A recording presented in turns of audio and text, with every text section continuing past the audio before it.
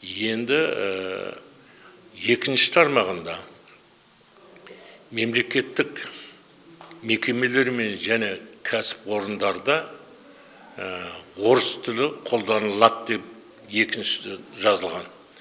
Онда бұл қазақ орыс тілі мемлекет тілі деген айтылмаған. Енді кеше 3 ақпан күнгі конституциялық комиссияның отырысында мемлекеттік кеңесші Ерлан Карин айтты, баяндама жасады. Сонда айтқаны, ол ата заңның жаңа жобасында 9-шы бапта жазылған Қазақстандағы мемлекеттік тіл ол қазақ тілі.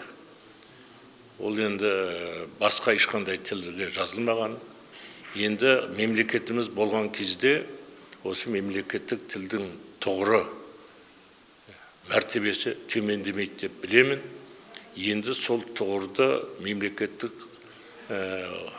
қатаң асыру үшін осы жаңа реформаның барлығын елдің ауызбіршілігі ынтымағы керек.